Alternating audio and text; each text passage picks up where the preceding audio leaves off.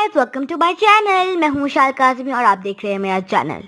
तो आज मैं आपके साथ बहुत इंटरेस्टिंग वीडियो शेयर करने वाली हूं, लेकिन उससे पहले मैं आपका शुक्रिया अदा करना चाहूँगी कि आपने मेरे चैनल को सब्सक्राइब किया, आपने मुझे मेरी वीडियोस को लाइक किया और आपका बहुत बहुत शुक्रिया। आपने मेरी वीडियोस को लाइक किया, सब्सक्राइब किया। Thank you thank you thank you thank you. तो आज जो मैं आपको वीडियो शेयर करने वाली हूँ वो मेरे नाना जान के इंटरव्यू के बारे में है। मेरे नाना जान, जैसे मैं आपको बताती चलूँ, मेरे नाना जान एक बहुत दिलचस्प और इंटरेस्टिंग पर्सनालिटी के मालिक हैं। हम जब जाते हैं अपनी नानी वगैरह के घर, नाना नाना के घर, तो वहाँ पे हम नाना जान की कंपनी बहुत इन्जॉय करते हैं और सबसे ज़्यादा हम उनकी कहानियाँ बहुत इन्जॉय करते हैं जो बहुत मज़े मज़े की होती हैं। तो मैं आपका वक्त बिल्कुल भी वेस्ट नहीं करूँगी। चलिए देखते हैं कि उनका इंटरव्यू। अस्सलाम वालेकुम, मैं हूँ मोहसिन अली रज़ा, जमात शशम का लक्कास का स्टूडेंट। और मुझे स्कूल के अंदर एक असाइनमेंट मिली इंटरव्यू के लिए, तो एक अपनी पसंदीदा शख्सियत का इंटरव्यू लेना था। तो मैंने सोचा क्यों ना अपने दादा जान का इंटरव्यू लिया जाए, क्योंकि मैं और मेरा भाई इनके साथ बचपन से ही बहुत अटैच हैं और इन्होंने ज़िंदगी में बहुत कामयाबियाँ पाई हैं और ये एक नहायत खुशगवार शख्सियत के मालिक हैं। तो मैंने सोचा कि इनसे किया जाए। तो ये इंटरव्यू जो है वो हम अब शुरू करेंगे और पहला सवाल मेरा दादा जान आपसे ये है कि आप मुख्तसरन अपने उस माहौल के बारे में बताएं जिसमें आप पैदा हुए, आँख खोली, लड़कपन, बचपन और या किसी भी वाक़या अपना बता दें कोई भी। और आप हमें ये बताएं कि दादी जान से आपने ज़िंदगी में क्या क्या सीखा है। बेटे, जब हम पैदा हुए उस वक़्त का माहौल बहुत सादा था। उस वक़्त अंग्रेज़ी स्कूल नहीं थे, इंग्लिश मीडियम नहीं थे, सरकारी स्कूलों में हमें पढ़ना पड़ा। उस वक़्त के टीचर बहुत डेडिकेटेड थे, बहुत मेहनत से काम कर रहे थे और काम ना करने, स्कूल का काम ना करने की सूरत में हमें काफ़ी मारपीट भी हो जाती थी। मारपीट से बचने के लिए हमें लाजमी तौर पर पढ़ना पड़ता था, तालीम हासिल करनी पड़ती थी। इसकी वजह से, तशद्दुद की वजह से कई बच्चों पर बुरा असर भी पड़ता था, वो स्कूल भी छोड़ जाते थे। तो स्कूलों की फीसें भी उस वक्त कम थी, तो हमें बहुत मेहनत से, कोशिश से पढ़ना पड़ता था। मैं घर में अपने भाइयों से सबसे छोटा था। मेरे भाई भी पढ़े लिखे थे, वो भी मुझ पर बहुत तवज्जो देते थे। स्कूल में टीचर, घर में बड़े भाई। तो जब मैं क्लास में कुछ पोजीशन ना लेता था तो मुझे घर में बहुत जवाबदेह होना पड़ता था। तो मुझ पर तालीम का काफ़ी दबाव था, लेकिन मैंने बर्दाश्त इसलिए किया कि मेरा इसमें फ़ायदा था और मैं बजाय इसके वो दबाव बर्दाश्त करता, मैंने मेहनत की और मुझ पर आस्ता आस्ता दबाव ख़त्म हो गया और मैं क्लास के लायक तरीन स्टूडेंट्स में मेरा शुमार होने लगा। तो इससे हमें सबक मिलता है कि हमें हमेशा ज़िंदगी के अंदर मेहनत करनी चाहिए, चाहे जो भी हमारा मेहनत मेहनत मेहनत। बहुत अच्छा आपने हमें सबक दिया है। तो अब आप मुझे अपनी पेशा वराना ज़िंदगी के बारे में थोड़ा सा बता दीजिए। मैं बेटे बीए का इम्तहान पास करने के बाद, चूँकि मेरे बड़े भाई थे, वालिद मेरा बचपन में फौत हो गया था, तो मैंने ना बीए के बाद मैं नौकरी की तलाश में लग गया। तो मुझे 19 साल की उम्र में 69 में मैं उस वक़्त मेरिट पर फूड इंस्पेक्टर सेलेक्ट हो गया।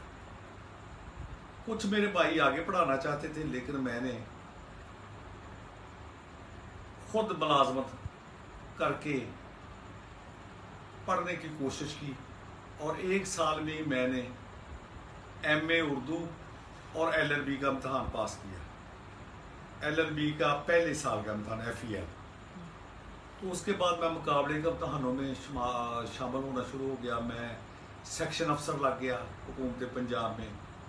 मुझे जज बनने का शुरू से शौक़ था। उसके मुकाबले के इम्तहान में भी मेरी कामयाबी और सूबा पंजाब में मेरी 5वीं पोजीशन आई।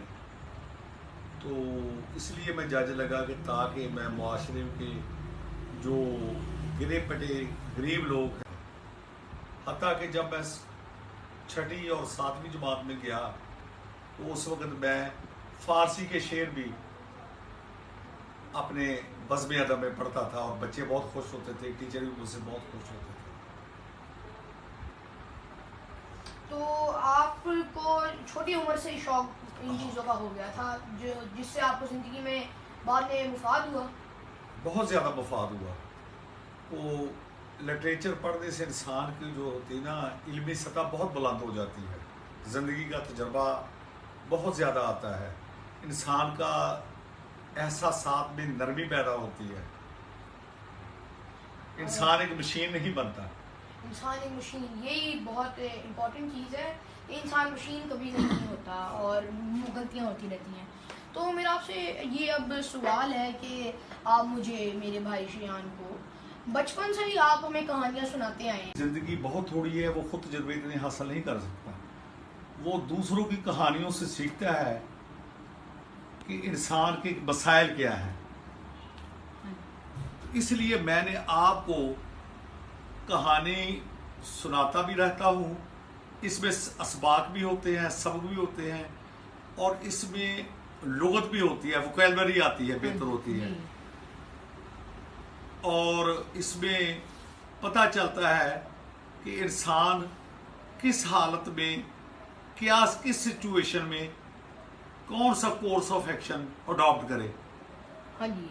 तो आपको शेर व शायरी से आपको सिखाने का मतलब, आपको लिटरेचर यही है कि आप की ज़बान वसत हो, आपका इल्म ज़्यादा बढ़े और आप एक जामद इंसान ना बन जाए। हाँ जी। तो आपका कहने का मतलब है कि मुताला कुतुब जो होता है ये हमारे लिए बहुत ज़रूरी है। तो ये हमें दूसरे बच्चों को भी इख्तियार करना चाहिए। अब आते हैं थोड़े से संजीदा सवाल के अंदर के ऊपर कि आप ज़िंदगी में कामयाबी का मेयार किसको समझते हैं और आप अपने पोतों को ये कैसा इंसान देखना पसंद करेंगे? कामयाबी के लिए ज़रूरी है कि इंसान जो कुछ हासिल, जो उसका मिशन हो, जो उसका मकसद हो, आइडियल, उसकी आइडियालॉजी हो, वो हासिल करे। दौलत की इतनी ज़रूरत नहीं है, इतनी ज़रूरत है कि वो अपना गुजारा कर सके। दौलत के अंबार नहीं इंसान को चाहिए। आदमी मॉडरेट खाए, पढ़े, अच्छा इंसान बने, अच्छा अखलाक रखे, किसी की दौलत पर नज़र ना रखे। और मैं यही चाहता हूँ कि मेरे पोते हैं, जो जो उनको शौक़ हो, जिस पेश आता हूँ कि मेरे पोते हैं, जो जो उनको शौक़ हो, जिस पेशे में वो जाना चाहें, वो हलाल की कमाई खाएं और मेहनत से काम करें। बहुत अच्छा पैगाम है ये भी कि इंसान को दौलत के अंबार नहीं लगाने चाहिए, बस अपना मकसद पूरा करे और अच्छी ज़िंदगी गुजारे, सादा गुजारे। तो आप हमारे लिए कोई पैगाम छोड़ना चाहेंगे? मैं आपके लिए यही पैगाम दूंगा कि आप पाकिस्तान के सच्चे और अच्छे शहरी बने, मेहनत से काम करें, दयानत इख्तियार करें। बददियानती इंसान को ज़लील करती है। तो मेरा अपने हम जमातियों से यही पैगाम है कि जो मेरे दादा जान ने इस इंटरव्यू के अंदर आपको सबक असबाक दिए हैं, इन पर आप अमल करें और कभी आप ज़िंदगी के अंदर फिर ज़लील व ख्वार नहीं होंगे और आप अच्छी ज़िंदगी बसर करें।